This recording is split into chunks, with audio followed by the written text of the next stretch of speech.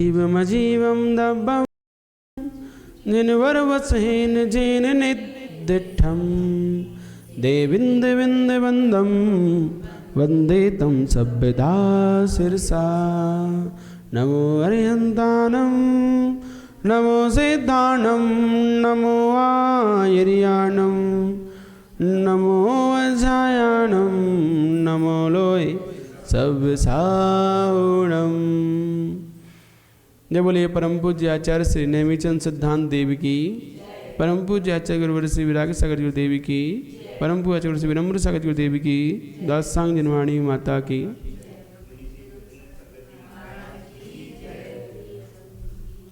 अब 3 गाथाओं के द्वारा नए विभाग पूर्वक संसारी जीव का स्वरूप और उसके अंत में शुद्ध जीव का स्वरूप कहते हैं। 3 गाथाओं के द्वारा संसारी और शुद्ध जीव के स्वरूप को बतलाएंगे। पहली गाथा, पुड़वी जलते वाहु वनस्पति विविध थावरे इंदी बिगतिग चतु पंचखा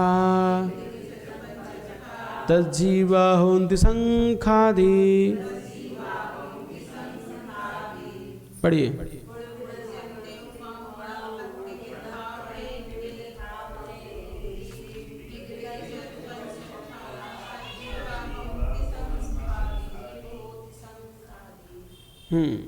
तो यहाँ पर कह रहे हैं पुड़वी जल तेव बाहु, पृथ्वी, पुड़वी माने पृथ्वी, जल, तेव माने तेज कायिक, बाहु माने वायु कायिक, वनस्पति कायिक, विभव थावरेंदी, यह है नाना एक इंद्रिय स्थावर जीव हैं। कौन है ये? थावरे माने स्थावर, इंदी एक इंद्रिय जीव है। बिग तिग चदु पंचक्का, बिग माने 2, बिग तिग माने 3, चदु 4, पंचक्का माने 5 इंद्रिय, 10 जीवा होन्ति संख्यादि। तो ये 10 जीव कितने होते हैं? संख्यात होते हैं, ओ असंख्यात। 10 जीवा होन्ति। तो यहाँ पर संख्यादि, 2 इंद्रिय को, हाँ शंकादि, वो संख्यात नहीं लेना है, संख्यादि, क्योंकि यहाँ प्राकृत में एक ही सा का प्रयोग होता है, 3 सा का नहीं होता। तो यहाँ शंखादि माने शंख आदि, शंख हुए 2 इंद्री, तेंद्री कुंथु पिपीलिका, ये चीटी, इनको 3 इंद्री कहते हैं। लट 2 इंद्री होता है। और 3 इंद्री में जो हो गया 4 इंद्री भौरा, मधुमक्खी, मक्खी, पतंगा, जितने भी उड़ने वाले कीड़े मकोड़े हैं सब 4 इंद्रिय हैं। और 5 इंद्रिय में आपके मनुष्य, देव, नारकी और त्रियंचों में, इस प्रकार 5 इंद्रिय त्रस जीव कहलाते हैं। तो संसारी जीव 2 प्रकार के हैं। कितने? 2 प्रकार के, त्रस और स्थावर। 5 स्थावर होते हैं, 5 स्थावर जीवों में। आधुनिक विज्ञान केवल वनस्पति को जीव मानता है। वर्तमान का जो विज्ञान है वनस्पति काय को जीव मानता है, वो भी जगदीश चंद्र बसु की वजह से। जगदीश चंद्र बसु हुए एक वैज्ञानिक जिन्होंने पेड़ पौधों में जीव की खोज की।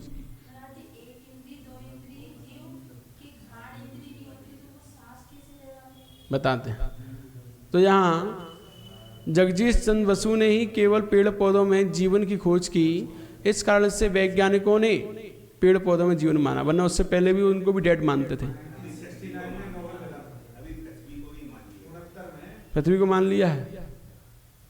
कब? अच्छा। तो यहाँ पर जिस सिद्धांत को जैन आगम जिन शासन अनादिकाल से बता रहा है, उसकी खोज अभी कर पाए हैं वैज्ञानिक लोग। इसको तो यानी कब से बता रहा है जैन आगम ने, यानी कब से बताता है कि जल में असंख्यात जीव होते हैं, और वैज्ञानिकों ने उसमें मात्र 36,450 जीवों की खोज कर पाई है। तो वैज्ञानिक इस जिन शासन से बहुत पीछे हैं, क्योंकि ये सूक्ष्म विज्ञान को भी बताता है। जो वैज्ञानिक नहीं जानते वो भी इसको पढ़ कर खोज कर रहे हैं। जिन सिद्धांत को, जिन शासन को। तो वर्तमान में आधुनिक विज्ञान अधिकतर केवल पेड़ पौधों में जीव मानते हैं। पृथ्वी, जल, अग्नि, वायु, इनमें जीवों को नहीं मानते कि इसमें जल का एक होता है, अग्नि का एक होता है, वायु का एक होता है, वनस्पति का एक होता है। वो ये सब जीवों को इसमें स्वीकार नहीं करते हैं। वायु का एक को जीव सिद्ध करने में असमर्थ हैं, क्योंकि इन जीवों का आकार अत्यंत सूक्ष्म है। इस कारण वैज्ञानिक इन्हें जीव सिद्ध करने में सक्षम नहीं हो पाए, क्योंकि वो देख ही नहीं पाते। जिसको वो देखते नहीं, मानते नहीं हैं। वैज्ञानिक सब ऐसे ही है, जो दिखता है उसी को मानते हैं, दिखता ही नहीं उसे मानते नहीं, हो चाहे ना हो। सूक्ष्म परमाणु से लेकर आकाश तक संपूर्ण द्रव्यों का व एक इंद्र से लेकर सिद्ध तक संपूर्ण जीवों का वर्णन है यहाँ पर जैन दर्शन में। परंतु जैन दर्शन में केवली भगवान द्वारा प्रतिपादित होने के कारण से सूक्ष्म परमाणु से लेकर बड़े से बड़े आकाश का और संपूर्ण द्रव्यों का, एक इंद्र से लेकर सिद्ध तक संपूर्ण जीवों का वर्णन इस जिन शासन में है। जो जिन शासन केवली भगवान द्वारा प्रतिपादित है, इसीलिए इसमें सब कुछ वर्णन मिलता है। तो यहाँ पर दो प्रकार के संसारी जीवों का वर्णन किया गया इस गाथा में, एक तरस का और एक स्थावर का। स्थावर 5 प्रकार के, तरस 4 प्रकार के, 2 इंद्रिय, 3 इंद्रिय, 4 इंद्रिय और 5 इंद्रिय। अब उनका प्रश्न आया कि 1 इंद्रिय, 2 इंद्रिय, 3 इंद्रिय, 2 इंद्रिय, तीसरी इंद्रिय में तो घ्राण आ जाती है। 1 इंद्रिय और 2 इंद्रिय, इनके घ्राण नहीं होती, नाक नहीं होती, श्वास किससे लेते हैं? तो 1 इंद्रिय जीव सर्वांग से श्वास लेते हैं, संपूर्ण पूरे शरीर से। 2 इंद्रिय भी शरीर से श्वास लेते हैं, हम भी लेते हैं, है ना, हम भी लेते हैं। लेकिन जो हमारा शरीर जब बड़ा होता चला जाता है तो हमें एक्स्ट्रा श्वास की आवश्यकता पड़ती है, तो हम वो नाक से लेते हैं, है ना, नाक से, मुंह से वो हम लेते हैं। क्योंकि वैसे इन रोम छिद्रों के माध्यम से भी हम वायु को ग्रहण करते हैं।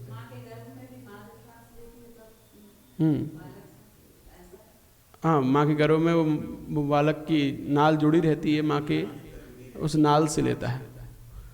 तो यहाँ पर जो आप बात पूछ रहे हो कि 1 इंद्रिय 2 इंद्रिय कैसे लेते हैं, तो ये सर्वांग से लेते हैं, पूरी श्वास इनकी शरीर से। जैसे आपने देखा नहीं, पेड़ का सुना होगा कि पेड़ पूरे ऑक्सीजन छोड़ता है, फिर कार्बन डाइऑक्साइड लेता है, तो कहाँ से लेता है, कहाँ से छोड़ता है? पूरे अपने तनों से, पूरे तने उसके शाखाएं सब छोड़ते हैं और सब ग्रहण करते हैं। तो कोई नाक की आवश्यकता, नाक तो जिनको प्राप्त है 3 इंद्रिय से, वो लेना प्रारंभ करते हैं नाक से, बाकी सब अपने अपने शरीर अवयव से सांस लेते ही हैं।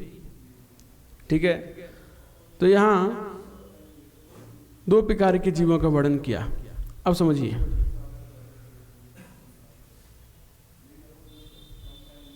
यहाँ होंती आदि पदों की व्याख्या की जाती है। होंती अल्पज्ञ जीव, अतीन्द्रिय, अमूर्तिक, अपने परमात्म स्वभाव के अनुभव से उत्पन्न सुख रूपी अमृत रस को ना पा करके इंद्रियों से उत्पन्न तुच्छ सुख की अभिलाषा करते हैं। उस इंद्रियजन्य सुख में आसक्त होकर 1 इंद्रिय आदि जीव घात करते हैं।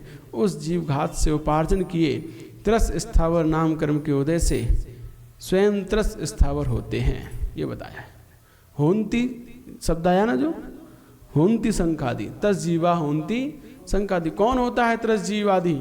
त्रस स्थावर जीव कौन होता है? तो वो जीव होते हैं जो अल्पज्ञ हैं, अज्ञानी हैं, अतीन्द्रिय, इंद्रियों से रहित, अमूर्तिक, मूर्तपने से रहित, परमात्म स्वभाव के अनुभव से जो सुख उत्पन्न होता है उसको नहीं प्राप्त करते हैं। इंद्रिय आदि के तुच्छ सुख में लगे रहते हैं, उनको पाने की अभिलाषा में लगे रहते हैं, डूबे रहते हैं, और उस इंद्रिय जनित सुख में आसक्त होकर 1 इंद्रिय आदि समस्त जीवों घात करते हैं। 1 इंद्रिय 2 इंद्रिय 3 इंद्रिय 4 इंद्रिय, जो भी, हमें कोई मतलब नहीं है, बस हमें तो अपने सुख मिलने चाहिए। कैसे भी घूमने जाना है, बरसात में गाड़ी के नीचे कितने सारे जीव मर रहे हो, हमें मतलब नहीं है, हमें तो घूमने जाना है ना। बरसात में कितने सारी लाइट जलती है हाईवे पर, उन लाइटों पे कितने सारे कीड़े आते हैं, गिरते उस पर टकराते हैं, नीचे गिरते हैं और गाड़ियाँ उन पर सड़कर चली जाती हैं। कितने सारे बरसात में सांप निकलते हैं, रोड क्रॉस करते हैं, मेंढक और भी बड़े बड़े कुत्ते, बिल्ली, गाय सब मरे पड़ते हैं, मिलते हैं हाईवे पर। फिर भी हमें जाना ही है, हमें तो अपने इंद्रिय विषयों को घूमने जाना ही है। जबकि ऐसे समय तो बिल्कुल नहीं जाना चाहिए जब जीवों की उत्पत्ति अधिक होती है। और ऐसी बहुत सारी चीज़ें हैं। कूलर चल रहा है, गर्मी लग रही है तो कूलर चलाना ही है, चाहे वो उसमें कितने दिन का पानी भरा हो। कौन रोज़ रोज़ साफ़ करता है कूलर को? कोई करता है? कोई नहीं करता है रोज़ रोज़ साफ़। 48 मिनट बाद पता है उसमें जीवों की उत्पत्ति हो जाती है, 30 जीवों की उत्पत्ति हो जाती है, और कई दिनों का उसमें पानी भरा रहता है। कितने सारे जो आंखों से दिखाई देते हैं वो जीव उसमें बिलबिलाते हुए दिखाई देते हैं। वो सब का सब कूलर का पानी घूमता रहता है, राउंडिंग राउंडिंग घूमता रहता है, सारे के सारे जीव मरते हैं। हमें क्या मतलब, मरने दो, हमें तो अपने इंद्रिय विषयों की पुष्टि करनी है। तो यहाँ वही बात कही जा रही है, जो अपने आत्म सुख रूपी अमृत उसको ना पी करके इंद्रियों से उत्पन्न तुच्छ सुख की अभिलाषा करते हैं और उस इंद्रिय जनित सुख में आसक्त होकर एक इंद्रिय आदि जीवों घात करते हैं। कि 2 इंद्रिय आदि पंखा चला रहे हैं, चलाओ, पंखा चलाने में जो जीव मर रहे हैं मरने दो, हमारा क्या जा रहा है, हमें तो अपनी इंद्रियों को सुख देना है। हाँ, हमें थोड़ी देखना है पंखा जीव मर रहे हैं कि नहीं मर रहे। तो वहाँ पर निरंतर तुच्छ सुख की अभिलाषा करते रहते हैं और जीवों का इंद्रिय विषयों में के विषयों में आसक्त होकर एक इंद्रिय जीव घात करते हैं। और उन घात से जो उपार्जन किया उन्होंने पाप कर्म, उससे वे त्रस और स्थावर होते हैं उनके उदय से, नाम कर्म के उदय से। तो कौन होते हैं? होते हैं ना, क्यों नहीं होते? बारिश के पानी में भी जीव आते हैं, क्योंकि बारिश भी तो, हाँ तो उसमें भी होते हैं ना, छानना तो पड़ेगा ही। और बारिश के पानी को हमेशा धूप से बचा कर रखना चाहिए, ऐसे स्थान पर रखना चाहिए जहाँ धूप ना आए। धूप आएगी तो वहाँ जीवों की उत्पत्ति और अधिक होगी। हाँ, आगे तो ये वो लोग त्रस और स्थावर होते हैं जो इस प्रकार से इंद्रिय विषयों में आसक्त होकर जीवों की हिंसा करते हैं। किस प्रकार होते हैं तो बता दिया, पुड़वी जल तेउ बाहु वनस्पति विभु थावरेंदी। तो इस प्रकार के होते हैं। पृथ्वी का एक होता है, कोई जल का एक होता है, कोई अग्नि का एक होता है, कोई वायु का एक होता है, कोई वनस्पति का एक होता है। वे कितने हैं? अनेक प्रकार के हैं। तो ये पृथ्वी का एक, जल का एक, वायु का एक, वनस्पति, और पृथ्वी जल अग्नि वायु 4 तो असंख्यात होते हैं, वनस्पति का एक अनंत होते हैं। तो ये बहुत प्रकार के हैं। स्थावर नाम कर्म के उदय से स्थावर एक इंद्रिय जाति कर्म के उदय से स्पर्शन इंद्रिय सहित एक इंद्रिय होते हैं। तो स्थावर नाम कर्म और एक इंद्रिय जाति कर्म के उदय से ये स्पर्शन इंद्रिय सहित एक इंद्रिय होते हैं। इस प्रकार केवल स्थावर ही नहीं होते बल्कि और भी विगत चतुपंचक्का, तो यह 2 इंद्रिय 3 इंद्रिय 4 इंद्रिय और 5 इंद्रियों वाले त्रस नाम कर्म के उदय से त्रस जीव भी होते हैं। वे कैसे? संखादि। कैसे होते हैं वो? संखादि होते हैं। जैसे स्पर्श रसना इन 2 इंद्रियों वाले शंख, कृमि, लट, सीप, ये सब 2 इंद्रिय हैं, आदि 2 इंद्रिय जीव हैं। स्पर्शन रसना घ्राण 3 इंद्रिय वाले कुंतु, पिपीलिका जिसे हम चींटी बोलते हैं, जू, खटमल आदि 3 इंद्रिय जीव हैं। स्पर्श रसना घ्राण और नेत्र 4 इंद्रियों वाले डांस, मच्छर, मक्खी, भौरा, बर्र आदि 4 इंद्रिय जीव हैं। ये 4 इंद्रिय हैं। अब कुछ लोग ऐसे हैं, मूर्ख लोग, अज्ञानी लोग, चौकी में चींटी आती है तो हम कहते हैं हटाओ हटाओ, अरे बोलते हैं अरे वो भी दर्शन करने आई है। ऐसे हैं जिन्हें ये नहीं पता कि 3 इंद्रिय है वो। 3 इंद्रिय की आँख कहाँ से आई? 4 इंद्रिय की आँख होती है, कहाँ से दर्शन करेगी चींटी? फिर बोलते हैं अरे वो दर्शन करने आई, दर्शन करने आई। ऐसे ही जब यहाँ पर वो आया था ना टिड्डी दल आया था अभी कोरोना के समय, तो उस समय लोगों ने उसे भगाने के लिए क्या करते थे? थालियाँ बजाते, थालियाँ, टिड्डी दल को भगाने के लिए। अरे 4 इंद्रिय है, उसके कान है ही नहीं, सुनेगा कैसे वो? और उसे भगाने की थाली बजा रहे हो, भगाते रहो, कुछ नहीं होने वाला है। कर्ण इंद्रिय हो तभी तो सुनाई दे उसे, तो कान है ही नहीं उसके, तो फिर भी बजा रहे हैं। किसी ने कह दिया थाली बजाओ, वो टिड्डी दल भागेगी, तो वो थाली बजा रहे हैं। लेकिन इतनी अकल नहीं होती है कि उसके कान है होते कि नहीं होते। चींटी मर रही है तो बहुत से लोग उसे नमोकार सुनाने बैठ जाते हैं, नमो रेंदाणो नमो सिद्धाणो नमो हरियाणा। अरे उसे कान होता तो सुनेगी वो, तो नमोकार सुना रहे हो उसको, चींटी चीटा को। तो ये हमें विवेक होना चाहिए कौन सी इंद्री किस किस के पास है।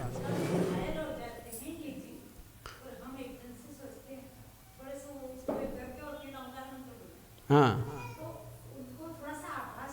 काय का आवाज, कान है ही नहीं उनके, तुम्हारे नमोकार सुनेंगे काय से, वो काय से सुनेंगे। बस आपकी वरगड़ाएं उनको थोड़ा प्रभावित कर सकती हैं और कुछ नहीं। तो ये 4 इंद्रिय जीव, डांस, मच्छी, मक्खी, मच्छर, मक्खी, भौरा, बर्र आदि, स्पर्श, रसना, घ्राण, चक्षु और कर्ण, इन 5 इंद्रिय सहित वाले मनुष्य पंचेंद्रिय जीव होते हैं, देवनार की। ठीक है ना। तो ये सारांश यह है कि निर्मल ज्ञान, दर्शन, स्वभाव, निज परमात्मा स्वरूप की भावना से उत्पन्न जो पारमार्थिक सुख है, हमारा निर्मल ज्ञान, निर्मल दर्शन रूप जो स्वभाव है, निज परमात्मा स्वरूप की भावना जो है, अपने आत्म स्वरूप की भाव, उस परमात्मा रूप बनने की भावना जो है, उससे उत्पन्न परमात्मिक सुख जो है, उसे ना पाकर जीव इंद्रिय सुखों में आसक्त होता है, तो वह एक इंद्रिय आदि जीवों को प्राप्त होता है। एक इंद्रिय आदि जीवों की उन इंद्रिय विषयों में आसक्त होकर एक इंद्रिय जीवों की हिंसा करता है, उससे त्रस्त तथा स्थावर होता है। पहले कह चुके हैं, इस कारण त्रस्त स्थावरों में जो उत्पत्ति होती है उसको मिटाने के लिए पूर्वोक्त प्रकार से परमात्मा की भावना भानी चाहिए। पूर्वोक्त जो पहली गाथा में बताया ना, जीव का स्वरूप, वही जीव स्वरूप की भावना हमें भानी चाहिए, जिससे कि हम इन एक इंद्रिय आदि जीवों में पैदा ना हो, उस परमात्म स्वरूप को प्राप्त करें। ये बात इस गाथा में कही जा रही है। अगली गाथा क्या, नारकी। हाँ, पंचेंद्रिय होते हैं, नारकी, देव, सब पंचेंद्रिय होते हैं। नपुंसक होते हैं, नपुंसक तो मनुष्य भी होते हैं, वो भी पंचेंद्रिय होते हैं, है ना, ऐसे वो होते हैं।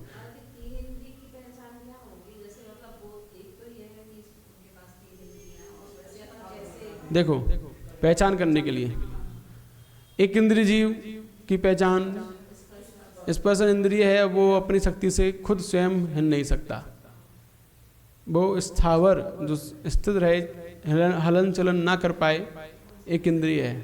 वायु का एक को छोड़कर, वायु का एक जीव ही हवा के कारण से वह हलन चलन कर लेता है, वो अलग बात है, अपवाद है।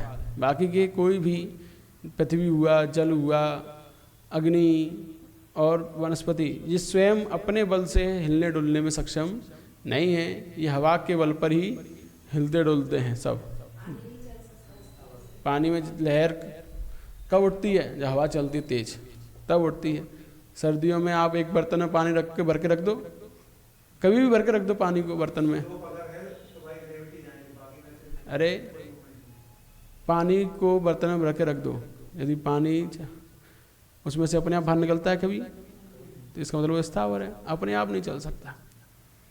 अपने आप जो चले वो त्रस्त जीवों के अंतर्गत आते हैं। ठीक है, तो ये एक परिभाषा वायु का को छोड़कर। ठीक, और आगे वायु का एक, 2 इंद्रिय त्रस्त जीव, 2 इंद्रिय जीव हमेशा बहुत स्लो चलते हैं, उनकी चलने की गति बहुत स्लो होती है, और वो हमेशा ज़मीन से रेंग के चलें, चिपक के चलेंगे, ज़मीन से सरक के चलेंगे, ऐसे यूँ जैसे कैंचुआ चलता है, लट क्रमी चलती है, यूँ धीमे धीमे बहुत धीमे चलते हैं, और ज़मीन से बिल्कुल सरक के चलते हैं, पेट के बल चलते हैं। जो पेट के बल चलते हैं वो 2 इंद्रिय होते हैं। 3 इंद्रिय बहुत स्पीड में चलते हैं, छोटे जीव होते हैं, लेकिन चलने की उनकी गति बहुत तेज होती है। चींटी तेज चलेगी, चींटा तेज चलेगा, और भी कीड़े हैं ज़मीन पे चलते हैं। तेज स्पीड हो तो 3 इंद्रिय हैं, और स्लो स्पीड है तो 2 इंद्रिय हैं। पेट के बल चल रहे हैं 2 इंद्रिय हैं, और बहुत धीमे चल रहे हैं 2 इंद्रिय। ये पहचान है 2 इंद्रिय 3 इंद्रिय की।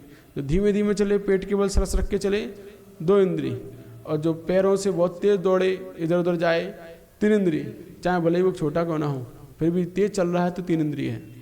4 इंद्रिय उड़ने वाले जीव, उड़ने वाले कीड़े मकोड़े जितने भी हैं सब 4 इंद्रिय हैं। और पंच इंद्रिय में तो सब बड़े होते ही हैं, है ना। छोटे भी पंच इंद्रिय होते हैं, लेकिन वो सब 5 इंद्रिय सहित होते हैं। छोटी चिड़िया होती हैं, छोटे मेढक होते हैं, ये सब पंच इंद्रिय होते हैं। मेढक, छिपकली, सांप, पंच इंद्रिय होते हैं। तोता ही 5 इंद्रिय है। तो इस प्रकार इन जीवों की पहचान है। किसने कहा?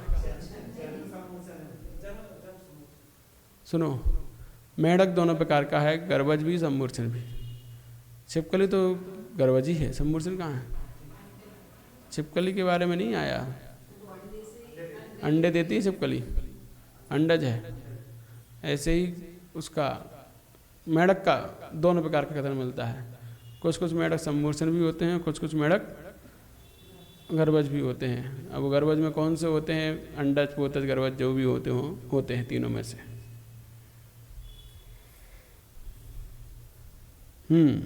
जरायुज, जांडज, पोतज। अब आगे, अब उसी तरह सदा स्थावरपन को 14 जीव समास द्वारा प्रकट करते हैं। ये 14 जीव समास बताए जा रहे हैं इसमें। समनाम नानेया पंचिंद्रिय निम्मना परे सव्वे बादर सुमे इंदी सब्बे पज्जत इदराया। पढ़िए।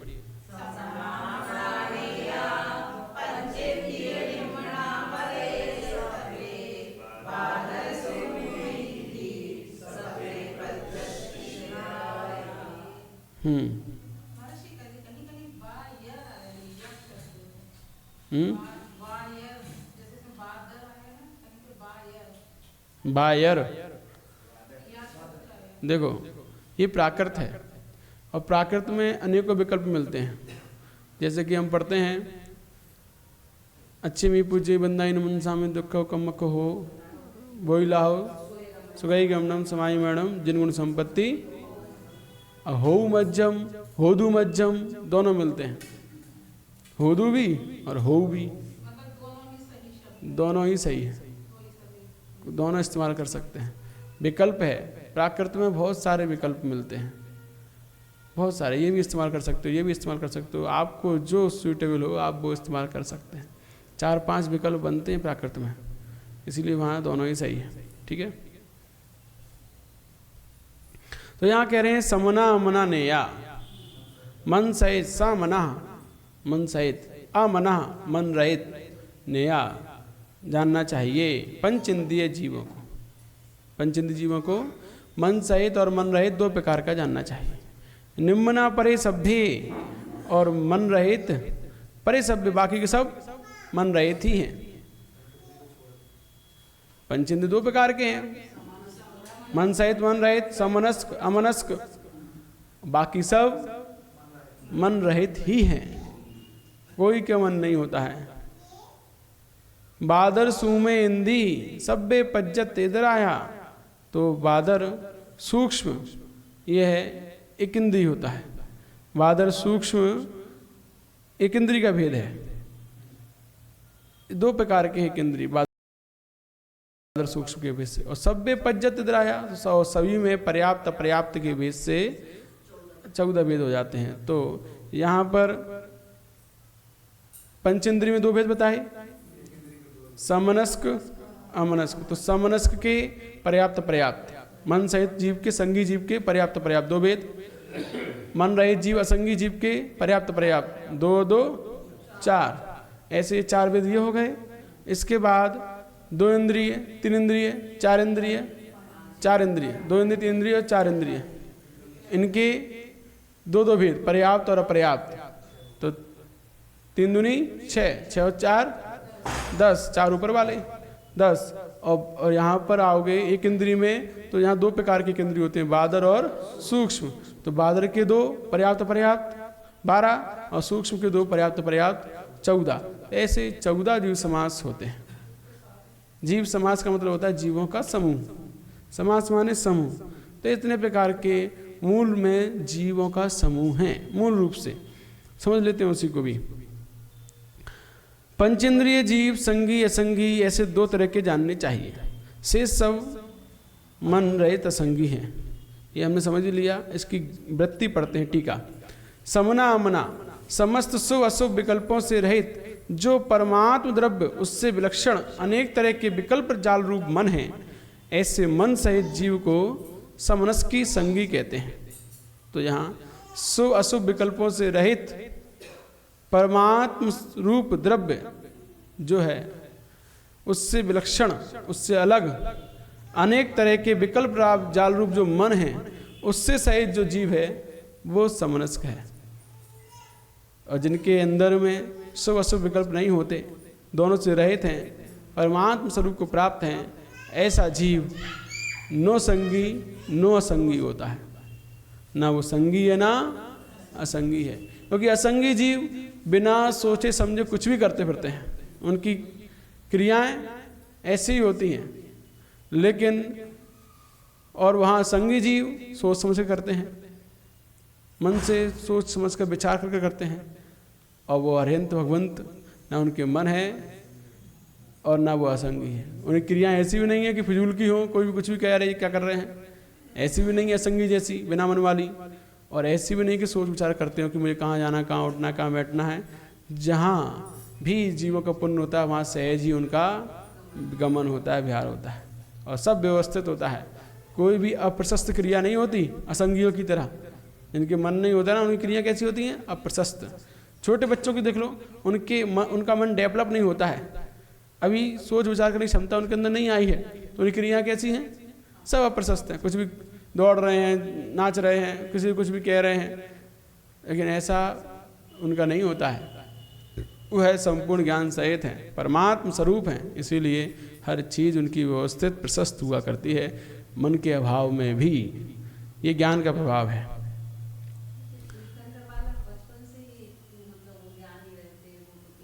बचपन से तो उनके मन होता है, तो किसी ज्ञान के धारी होते हैं तीर्थंकर, लेकिन जब केवल ज्ञान हो जाता है तब भाव मन का अभाव हो जाता है, भाव मन नष्ट हो जाता है।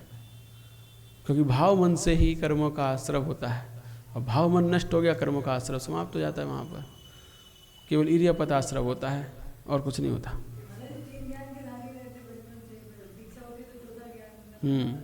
हाँ,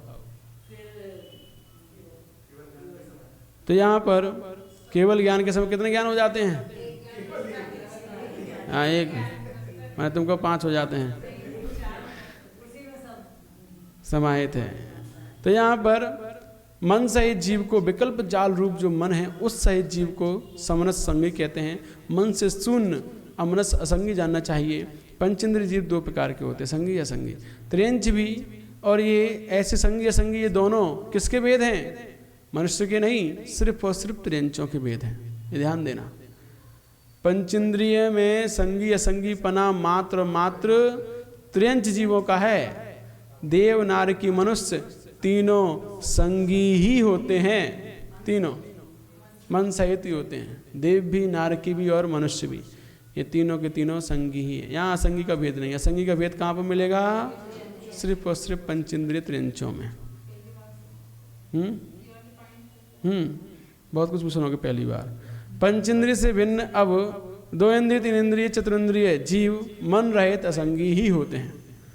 तो पंचेंद्रिय छोड़ के बाकी के सब असंगी ही होते हैं, इनके मन नहीं होता है।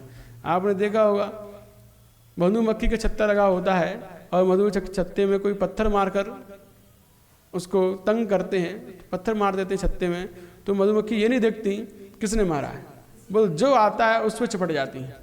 यही तो मन का अभाव है। मन सहित जीव उससे ही बदला लेगा जिसने सताया है, जिसने परेशान किया है, और मन रहित जीव जो मिल गया रास्ते में उसे पीटेगा। पागल लोगों देखा है जिनका दिमाग सही नहीं होता है, डिस्टर्ब होता है, वो जो मिलता है उसे पीटने लगता है। पागल पागल ठहरा है ना। तो इसीलिए ऐसे ही मन रहित जीव भी जब चाहें तब किसी को भी अटैक कर सकते हैं, उनका कोई भरोसा नहीं होता है। तो ये मन रहित जीवों की पहचान है। नाग नागिन सब मन सहित ही होते हैं, संगी ही होते हैं।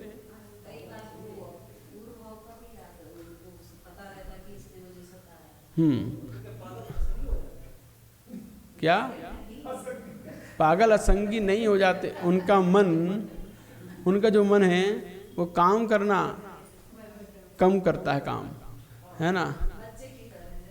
उनका मन डेवलप नहीं होता है, मानसिक विकृति से बोलते हैं। तो मानसिक विकृति के कारण से वह मन से नहीं सोचते, जो चाहे वो करते रहते हैं। है मन, उसका प्रयोग नहीं कर पा रहे। एक होता है कुछ चीज़ है उसका प्रयोग करना, और एक प्रयोग होते हुए प्रयोग नहीं कर पाना, लेकिन है तो। हाँ, जैसे कि हमारे घर में सब कुछ है, पर्याप्त, मीठा बहुत कुछ है, सब कुछ खाने को, लेकिन डायबिटीज़ है, नहीं खा पा रहे। तो क्या खाने योग्य नहीं है? खाने योग्य तो हैं, लेकिन खा नहीं पा रहे बीमारी की वजह से। ऐसे वो पागल हो गया, बीमार हो गया है, मन उसका बीमारी से ग्रसित हो गया है, इसीलिए सोच नहीं पा रहा है। असंगी नहीं हुआ, वो सोच नहीं पा।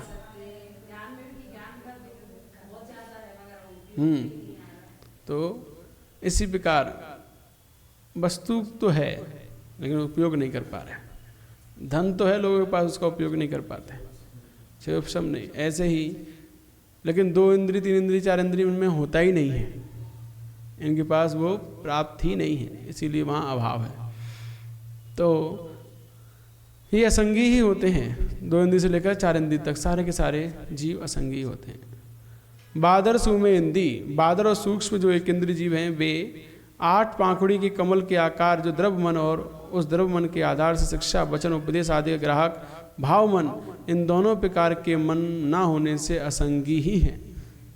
एक इंद्रिय दोनों प्रकार के मन से रहित है, द्रव्य मन और भाव मन दोनों से रहित होने से असंगी ही है।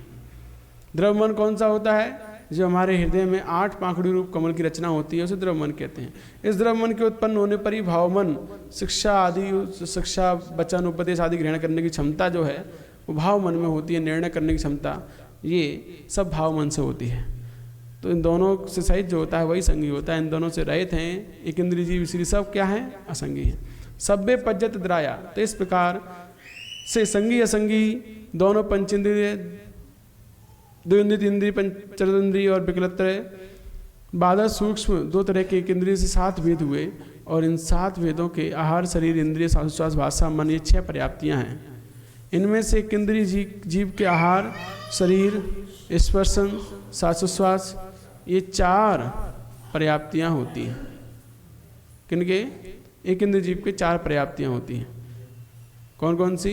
आहार शरीर स्पर्श इंद्रिय और श्वास, क्योंकि मन नहीं है यहाँ पर इनके, और 2 इंद्रिय नहीं है, इसलिए भाषा नहीं है। और विकलेंद्रिय, आहार शरीर स्पर्श इंद्रिय और श्वास। विकलेंद्रिय कौन कौन से होते हैं? 2 इंद्रिय 3 इंद्रिय 4 इंद्रिय विकलेंद्रिय होते हैं। और असंगी पंचेंद्रिय जीवों के मन बिना 5 पर्याप्तियाँ होती हैं, क्योंकि यहाँ पर उनके 2 इंद्रिय रचना आ गई, रचना आते ही भाषा पर्याप्ति और आ जाती है, तो ये 5 पर्याप्तियाँ इनकी हो जाती हैं। संगी पंचेंद्रिय की 6 पर्याप्ति होती है मन सहित होने से। तो इस गाथा में कहे हुए क्रम से वे जीव अपनी अपनी पर्याप्तियों को पूर्ण होने से 7 पर्याप्त हैं, और अपनी पर्याप्ति पूर्ण न होने से 7 अपर्याप्त होते हैं। ऐसे 14 जीव समाज जानने चाहिए। तो 6 पर्याप्तियाँ पूर्ण होने पर हम पर्याप्त होते हैं। कब हो जाती है पूर्ण ये पर्याप्तियाँ? कितने देर तक जीव अपर्याप्त रहता है?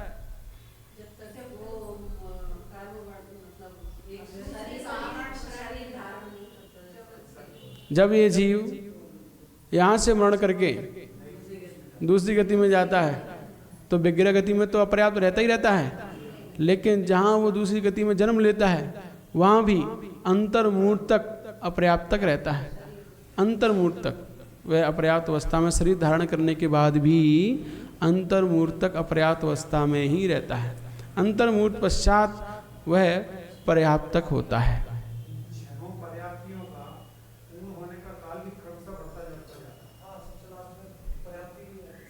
तो वही तो हम बोले, क्रम से पूर्ण होती हैं सारी पर्याप्तियाँ, लेकिन अंतर्मूर्त में सब पर्याप्तियाँ पूर्ण हो जाती हैं। अंतर्मूर्त से ज़्यादा समय नहीं लगता, और अंतर्मूर्त 48 मिनट वाला मत समझना, ये अंतर्मूर्त मध्यम अंतर्मूर्त के अंतर्गत लिए जाते हैं। और मध्यम अंतर्मूर्त में आवली प्लस 1 समय से लेकर 1 समय कम 2 समय कम 48 मिनट तक होता है ना। मध्यम अंतर्मूर्त असंख्यात विकल्प हैं इसके, कितने भी बीच में कोई सा भी अंतर्मूर्त हो सकता है। तो उस समय तक यह जीव अपर्याप्त रहता है, जन्म लेने के अंतर्मुहूर्त तक, तब तक यह अपर्याप्त है, उसके बाद पर्याप्त हो जाता है। तो अपर्याप्तकों का समूह, पर्याप्त का समूह। और एक अपर्याप्तक वो होते हैं जो कभी भी पर्याप्तियों को पूर्ण नहीं करते, उन्हें लब्ध अपर्याप्तक कहते हैं। जी कभी भी पर्याप्तियों को पूर्ण नहीं करते, कभी नहीं करते। वैसे ही एक श्वास में 8-10 बार जन्म मरण करो दुख बार। तो ये ऐसे एक श्वास जितनी हमारी एक नाड़ी धड़कती है इतनी देर में, उतनी देर में वो 18 बार जन्म मरण करते हैं, बिना पर्याप्ति को पूर्ण किए जन्म मरण करते रहते हैं। और जिसके पर्याप्त नाम कर्म का उदय है वो पर्याप्ति को पूर्ण करके ही मरण करेगा, उससे पहले नहीं करेगा। ये पर्याप्ति नाम कर्म का उदय होने पर होता है। तो ऐसे 14 जीव समास होते हैं, 7 पर्याप्तों के, 7 अपर्याप्त के। 7 वेद कौन कौन से हुए समझ में आ गए? एक पहले पंचेंद्रिय चालू करो ना। पंचेंद्रिय के 2 संगी असंगी, 3 और 4 इंद्री, 5 इंद्री, 3 इंद्री 2 इंद्री, कितने हो गए? ये 5 वेद हो गए। और 2 इंद्री के 2 सूक्ष्म और बादर, 7 वेद ये हो गए। अब 7 के 2 कर दो, पर्याप्त और अपर्याप्त। तो ऐसे 14 जीव समास हो जाते हैं। हाँ, प्रथम पंचम के 2-2 हैं और बाकी के 1-1 वेद है। ऐसे 7 वेद होने से उनके पर्याप्त अपर्याप्त से गुणा करने पर 14 भेद प्राप्त होते हैं। ये 14 जीव समास मतलब 14 प्रकार के जीवों का समूह इस संसार में पाया जाता है। व्यवहार ने से, कौन से ने से? कौन सा व्यवहार ने? कौन सा? अनुपचरित असद्भुत व्यवहार ने संश्लिष्ट संबंध है इस शरीर से, तब यह उस अनुपचरित असद्भुत व्यवहार ने से यह जीव 14 प्रकार के जीव समासों से सहित होता है। ये बात समझनी चाहिए, ठीक है। और आगे इसमें कह रहे हैं कि इंद्रिय, काय, आयु ये 3 प्राण पर्याप्त अपर्याप्त दोनों के ही होते हैं। अब यहाँ प्राण की बात और कर रहे हैं। इंद्रिय, काय और आयु ये 3 प्राण पर्याप्त अपर्याप्त दोनों के ही होते हैं।